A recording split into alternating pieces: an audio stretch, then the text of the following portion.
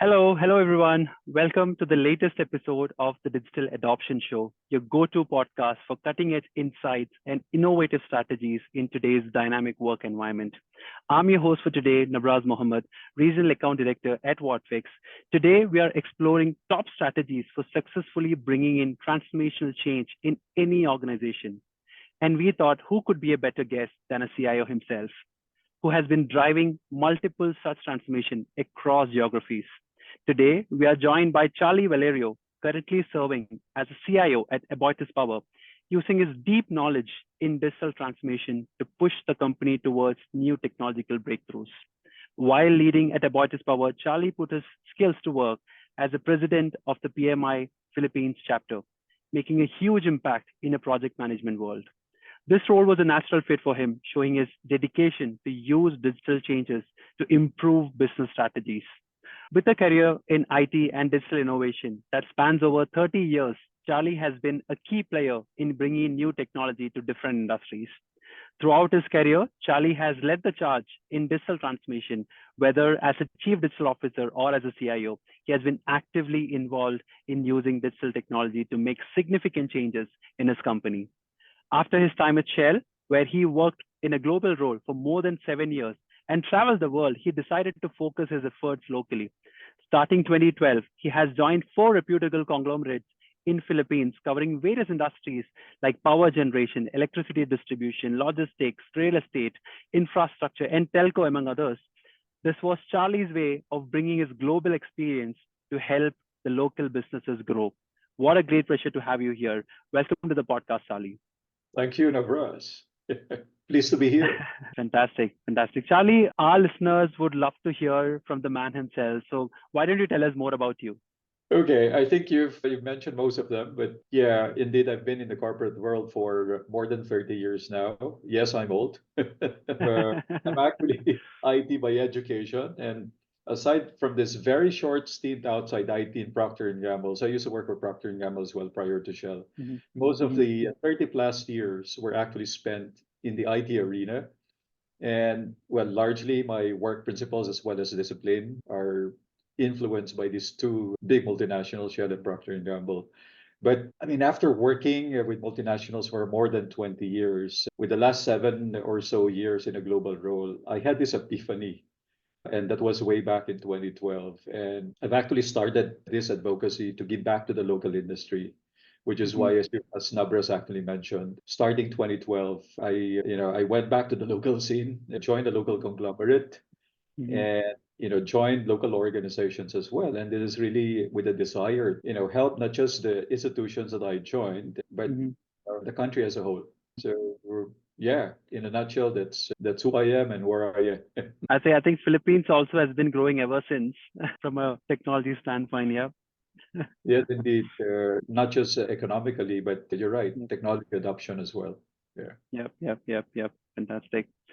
So Charlie, before we dive into our main discussion, let us kick off this episode with our segment where we try to connect the dots between passion and profession, right? Uncovering how individual journeys shape visionary leadership. So Charlie, is there a passion or an activity outside of work that is particularly close to your heart?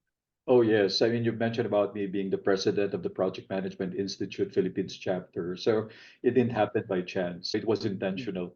So when I went back to the local scene after working for so many years, with the two big multinationals, I got exposed to the project managers locally, and I was so disappointed by the quality, the level of competence, and even the experience.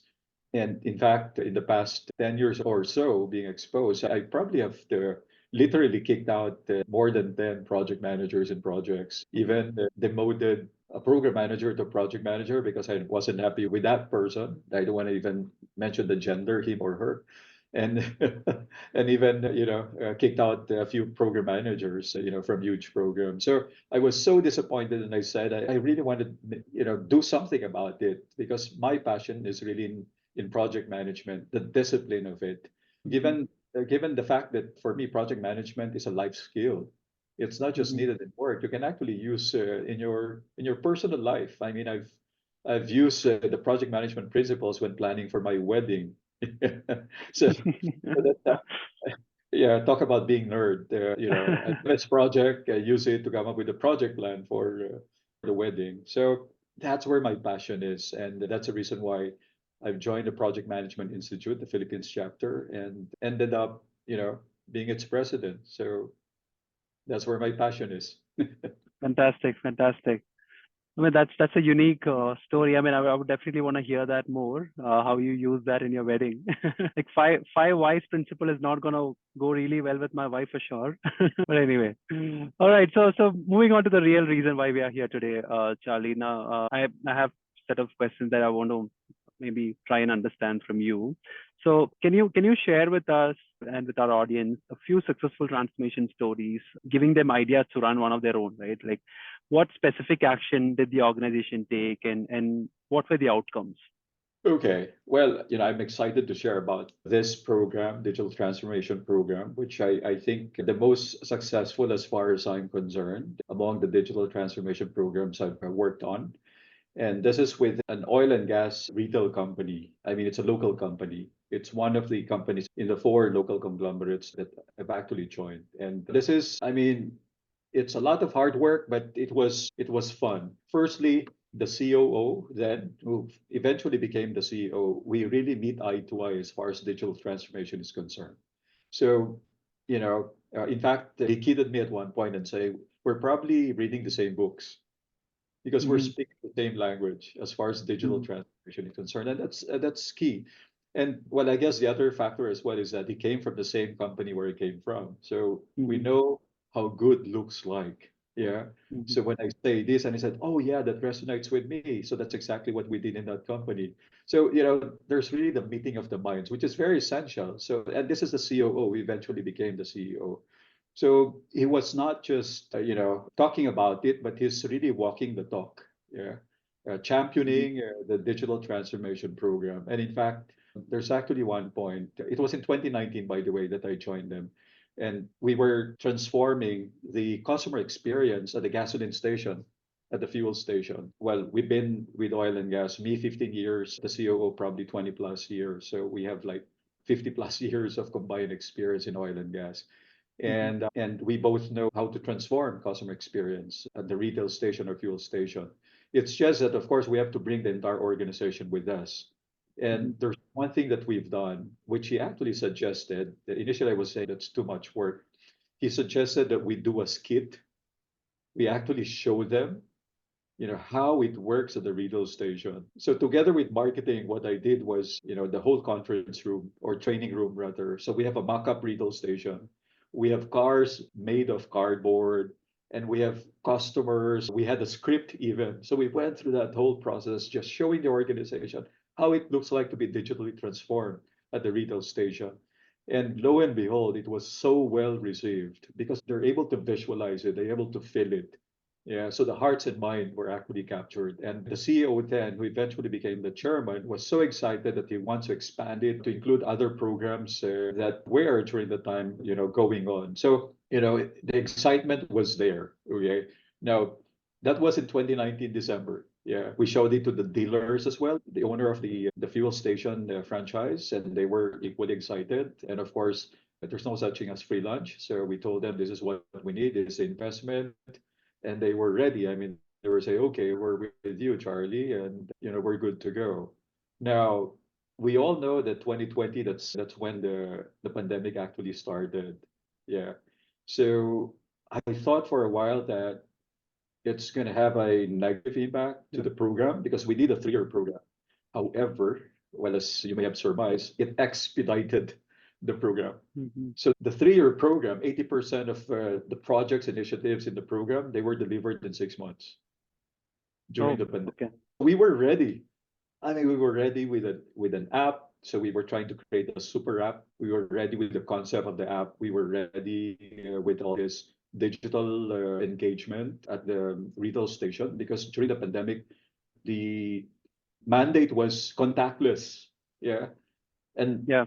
we've already had in the plan, it's just show the QR code and you're good to go. There's even the credit card. You don't even have to give in the Philippines. I don't know in India, but in the Philippines, it's actually full serve, which means we don't get off the car. We get served by pump attendants, which is I think the same for Bangalore.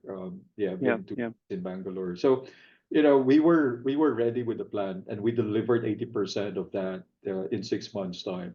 And one front and center of this is this mobile app I've alluded to called Limitless. And we did a lot of firsts. First time, and I don't know globally until now, no one during my stint, 12 years or 15 years in Shell, no one ever sell fuel electronically. Yeah, how can you sell fuel electronically? But Yeah. we were able to via vouchers. We were Okay. selling fuels using vouchers. Yeah. And it was so exciting because there were long queues in the gasoline station during the pandemic. We launched it June 12th of 2020. That's actually Independence Day. So it Mhm. was very timely. It was like telling the customers, oh, it's your time to be independent. We have this mobile app where you don't even have to engage much with a pump attendant. It has to be contactless, and this is how you do it. Marketing initiatives, it's done through the mobile app. I mean, it was really very innovative. And in fact, talk about whether it's successful or not. Well, for me, the proof the pudding is when your competitor copies it. Mhm. True. And the competitor, our competitors, including Shell, by the way, yeah, we are pioneering it, really front runner. And yeah, I mean, the app, if I were to mention, after 6 months, we had more than 200,000 registered members after 6 months, and almost a 1 billion peso transactions going through the app. Fantastic. I think the key here is you're trying to solve the right problem. At the same time, you were able to create that excitement, that buy-in from internal stakeholders also equally, which brought the entire company together to work on it. Yeah, precisely. I mean, it was probably the most gratifying program, not even just among the digital transformation programs I've done, but any program for that matter. So you can feel the difference in how the customers had reacted to it. Yeah. Yeah, yeah, yeah. So, Charlie, there is also a flip side to this, right? Like stats indicate that digital transformation have a high failure rate also, right? Often more than 70%. So, in your experience, what are the primary reasons for these failures? It is very sad. I mean, it's real, but it's sad. In fact, this is I was reading over the holiday during Christmas. This book, it was published. It's published by McKinsey. It's called Rewired, and it corroborates the 70% here. So in that book, is saying this digital transformation program actually delivered only 31% of the revenue uplift committed, and on cost savings only 25%. Yeah. Mm-hmm. Yeah. So it's very, very dismal. I mean, very disappointing indeed. And I mean, I probably understand, but I mean, coming from that success in the oil and gas retail company that I work for, I didn't realize that the number is staggering from failure standpoint. Well, for me, I'd like to focus more on what actually makes digital transformation successful, or what Mm-hmm. are the key success factors. Of course, from my perspective, if you miss out in one or two of these factors, I mean, it's tantamount to, well, not necessarily fail, but it may succeed, but it's not sustainable, or success is suboptimal. Yeah. Yeah. So, yeah, what are the success factors? I call them the 4 C's. Yeah, 4 C's of making digital transformation successful. McKinsey has the 4 C's as well. They're saying these are the 4 C's of digital transformation, but I have my own version, the 4 C's. It's going to be longer, Nabraz, so bear with me on this. So the first one, it has to be championed by the CEO. It's not just Okay. led by the CEO. It has to be visibly championed. It's not a passive leadership from the CEO, but it has to be active. The CEO has to walk the talk. And yeah, I've talked about the successful digital transformation that we've done. That was a key ingredient. Yeah, the CEO partnering with me on it, and being consistent with the messaging. Yeah, this is for me the most crucial. I mean, I've been with a company, one of the local conglomerates, wherein the president didn't appreciate and understand technology, but he has full trust in me, and he says, Charlie, I mean, you're the expert in technology. I leave it with you. Yeah, and I was happy. So you trust me? Okay, I'll go. And I have his full support. It's just that it became a cry in the wilderness. So I was Hmm. preaching, I was advocating, but you're alone. And it's Yeah. sad. It's difficult to progress something as huge as this. And Yeah. transformation, digital transformation is not incremental, by the way. So transformation here, it's a change in the way you do things, touching the culture side as well. So it can't just be me talking about it and advocating it. I should have someone supporting, especially from the top. Yeah. So the first C is really the CEO to be championing it. Yeah. Yeah. Now the second C is having a compelling case for change. I Yeah. mean, having a sense of urgency for it. And this was evident with what I mentioned earlier. They're seeing it, they're visualizing it, which is a huge thing because the organization must feel the compelling reason why we're doing what we're doing. Yeah. So not Yeah. just in words, but in that case, in a skit, we did this skit and showing them how it looks like when we're there. Yeah. So the case must be compelling. It's not just say, oh, we're going to be better, we'll be more competitive. I mean, all these motherhood statement, they won't work. Yeah. Yeah. So, especially pre-pandemic. In fact, pre-pandemic, it was very difficult to sell digital transformation. Now, during the pandemic, it was a case of survival. So they have no choice. That's a compelling case for change. It's either you innovate or you evaporate. I mean, that was the phrase then. So it was easier, but pre-pandemic it was difficult. Well, in fact, in the pandemic, everyone wants to go into it, but they don't know how it looks like. Yeah, they were clueless, so they were just copying what the others are doing without being purposeful as well. Yeah. So really being clear about the case for change and make it compelling, having a sense of urgency is critical to making the digital transformation program successful. The third C is actually culture change. Hmm. So there has to be a culture change, otherwise it won't work. The mindset change, especially on how the company views failure. Okay, so Yeah. you've heard about fail fast to learn fast or even Yeah. fail forward. That's true. These are not just phrases. Because I mean, digital transformation, there's a lot of discovery. There are a lot of unknowns, and it's really educating the organization that somehow, somewhere, it might fail, and you have to accept it. The most important thing is that we learn from it and we're able to pivot quickly. That's one thing. So it's not just failing for the sake of failing, but once you recognize a failure, it's be able to pivot immediately. And that's in fact what we've done with the example that I mentioned earlier. There were failures in between, but we're quick to pivot.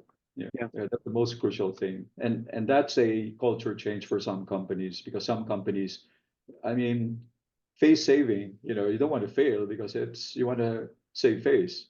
Yeah. Yeah. You continue to charge along. And I've seen the other company. So another company, one of the four, they force the issue because they know there's something there, although there are already signs that it's not going the right direction, but they continue to spend good money in the Yeah. wrong project and end up, spending a lot of money and the project is actually not economically viable. And they, after spending so much time, effort, and resources as well as budget, that's when you realize, okay, it failed and let's learn from it. But after spending a lot of money. Yeah. Yeah. Yeah. So that's a third C. The last one, the fourth one is capability, of course. Yeah. Hmm. At the end of the day, it's not about technology. It's actually the people. People make the difference real. People Yeah. still make things happen. But this is not just people on the street joining the organizations. So they have to have the right capability. They have to have the right mindset. They have to embrace the agile principle. Yeah. Yeah, so the capability and for digital transformation, the technologies that you're employing in your projects are new. So internally, you're sure that there's no one who's competent on it. So you have to buy the capability outside and partnering with the right vendors, another thing. Well, you should avoid vendors who overpromise. They'll say, "Oh, we can do this with data science. This will work like a miracle, and it's a silver bullet," and so on and so forth, without the client knowing that only 10% of the models actually go into production. So it's a trial and error thing. Yeah. So those are the four C's. No, that's fantastic. I'm gonna actually steal some of those words from you. Actually, one thing that I really loved is innovate or evaporate. I think that's really important. I'm sure I'm gonna steal it and use it in multiple places wherever I can. The other thing that you mentioned was scale fast, right? And that's actually one of the core values at Whatfix. We have 10 core value. One of it is fail fast, scale fast, where try and innovate, learn from it, pivot, like exactly like you said, and try and scale it as quickly as possible. And the final point that you mentioned, which is super critical, technology is to enable people to make bigger impact for the organization, but that capability within your organization, right? All the people that are involved in it, ensuring that they are capable of doing it. That people factor is something that we can never discount in the entire transformation journey. So really great points, Charlie. Another follow-up question to the same thing, right? With such a high possibility of failure, how can leaders identify early signs of troubles and have a mitigation strategy ready for these transformation projects? Like, I'm sure you've had that experience of reprioritizing and strategizing. I think our listeners would love to learn from you on that. Okay, that's a good question. The thing is, this is where my project management discipline comes in. Yeah. So when you manage a project, you have risk management and contingency management. And there's always what I tell my team, or the project managers particularly, and this is part of project management discipline. You have to have the foresight. You have to be 10 steps ahead. Yeah. So if Yeah. something changes, you should know what the impact is. Well, not to the point of being paranoid. So, so you have to have that mindset of, okay, what's impacted by this and so on and so forth. So the project management discipline, identifying the risk, identifying the potential changes, but that has to be complemented by, as you've rightfully mentioned, the capability to pivot. Because the tendency of project managers, and this is part of the discipline anyway, because project managers are measured by how they deliver the scope within budget and within schedule. So they really strive hard to deliver that. But here it's different. It's like if there is a change, even if it veers away from the scope and veers away from or increases the budget, if at all that's the case, then do so. I mean, if that's the right thing to do. So you have to complement it with that as compared to you continuously return to green. There's such thing as return to green plan. Okay, if you're in the red or in the amber state, here it's like, okay, let's stop that and let's pivot. Yeah, returning to Yeah. green doesn't work for us anymore. So for me, it's this discipline of project management that at least for me, it actually helped because there's the other side, which is my experience with another company. They were really driving the culture of innovation to the extent that they didn't put any structure at all because it will stifle creativity. I mean, it's right, but you're Mhm. talking about the delivery, and delivery needs structure. Yeah, you can't be creative in delivery. You're Yeah. creative Yeah. coming up with ideas in the ideation stage. So guess what? What happened to that company is that they've spent millions and millions and millions of course, budget without delivering any substantial output because they didn't put the structure, the discipline of project management. Got it. So are you saying that when you say project management approach, having those milestones, tracking each of the steps in it, recalibrating the process along the way? Yes, precisely. So if you're not going into the trajectory that you're expecting, then that's a signal. Yeah. It's a signal, okay? Don't force the issue. It's a signal, and let's Yeah. reassess our situation. But that has to be more frequent in a digital scenario as compared to project management, where there's stage gates. Yeah, when you do that assessment. But here it will be more frequent. It's per sprint. You do that per sprint, or even within the sprint.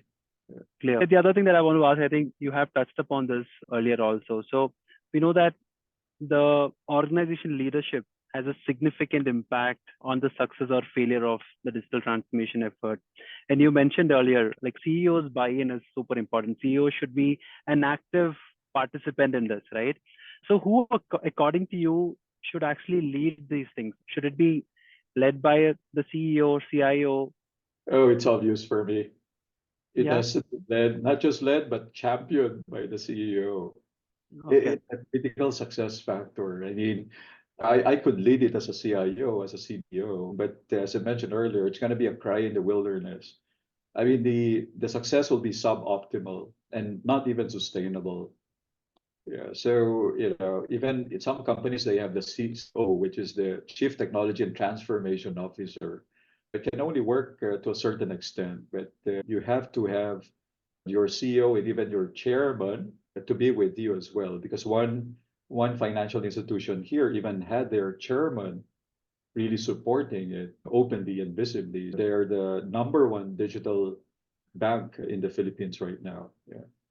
It's Yeah, because of that. It's not just the president, but even the chairman supporting or leading it. Yeah. yeah.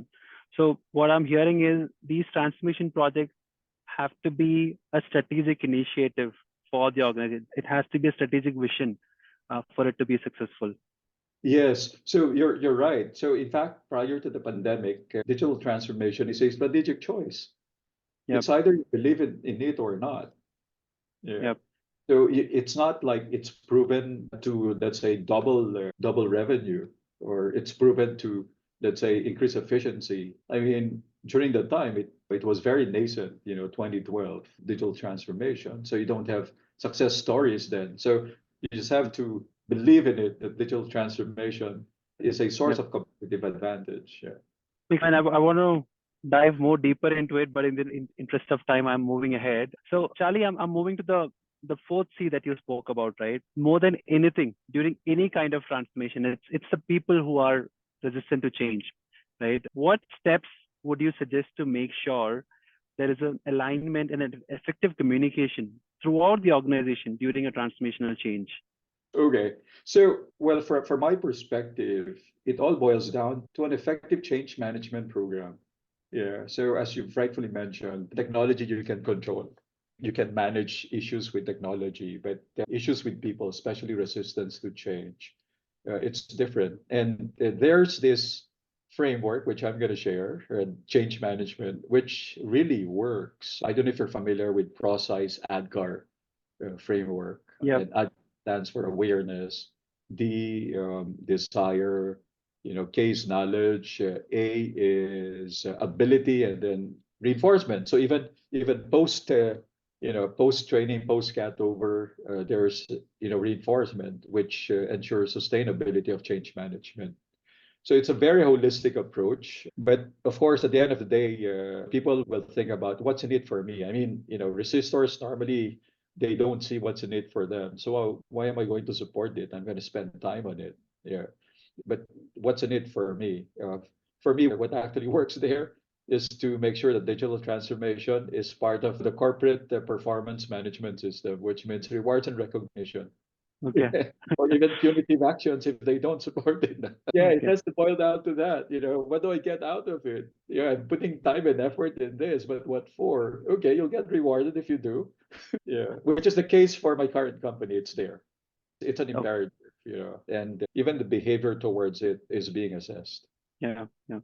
Great. So before we end our discussion, can you share with our listeners top three tips they should surely follow for a successful digital transformation and change management initiatives? Okay, three. Of course, the first one would be definitely the four C's that I've Yeah. mentioned. So, Yeah. if at least one of the four C's is not done well, rather, it may not necessarily lead to complete failure, but I mentioned success is suboptimal and it's not sustainable. So it's not going to be long lived. So first one is follow the four C's. Uh, Yeah. yeah. Second, it's difficult to convince others if you yourself is not convinced about it. You Hmm. have to be convinced yourself that it is the right thing to do. You should be clear in your mind why you're doing what you're doing. Yeah. So in my case, I have to convince myself, especially prior to the pandemic, where this is more of a strategic choice than anything. And yeah, is it really the right thing? Even though my hidden agenda was, and let me backtrack a bit, one of the things that I've been advocating whenever I joined a local company is to make sure that technology becomes a competitive advantage. Yeah, because I'd like to move IT from being in the backstage to on stage in the limelight. Yeah, so Okay. not Yeah. supporting actors, but to be players, or Yeah. primary players in the organization. So that has been my advocacy. It's like whenever I hear IT as a support, it gets into my nerves when I hear IT as a support. No, IT is it can be a competitive advantage and can be front and center. And digital transformation, I'm seeing it as an opportunity to make technology or IT as a competitive advantage, not ERP, which is just a support in the background. HR system, these are all traditional IT, but digital, you can make it front and center. Yeah, but you have to read up because you have to be very sure about what you want to do and why you're doing it. Yeah. The third one is to externalize. I have this thinking that I don't have the monopoly of all the information in this world, even if you're ultra intelligent. In fact, I was watching this Netflix film and someone said intelligence is not a guarantee of wisdom because wisdom is largely obtained through experience.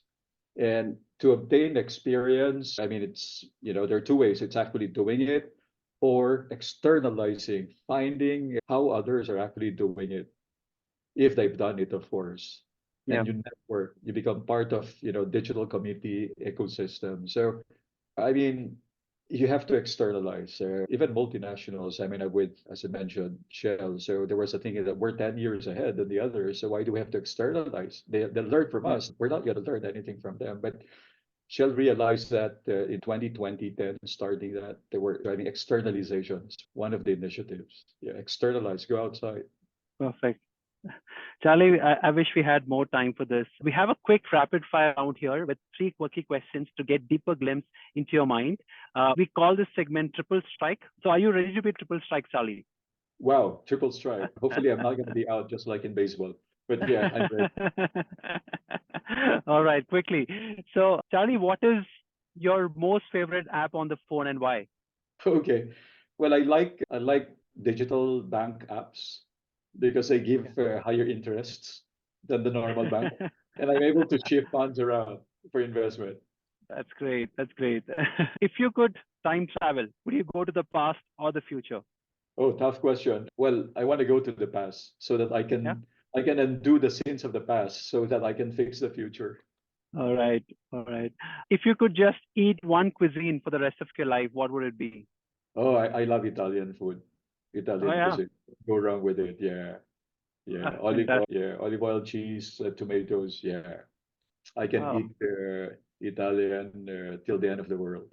that's great to know that. That's a great to know.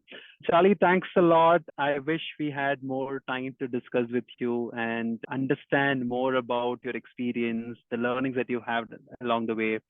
It's been a great conversation. I learned a lot of things. Like I mentioned, I'm gonna steal some of the words that you have used, some of the phrases that you have used. I'm sure our listeners would also enjoy this as much as I did. So thank you. Thanks a lot for taking your time and joining us here today, Charlie. Well, thanks for inviting me and well to do this podcast. And I also had fun, by the way. So thank you. Thanks a lot. Great to hear that. Great to hear that. And before we go, to our listeners, please tune into the Digital Adoption Show across platforms to listen to more interesting, intriguing, and fun conversation with some of the top minds across the digital space. We are available on Apple, Spotify, Google, and YouTube. Whether you are at home or on the go, don't miss out on the latest episodes. Thank you again, Charlie, for being part of this episode. We really had a fun time and we wish you all the best. I'm your host, Nabraz, signing off. Thank you.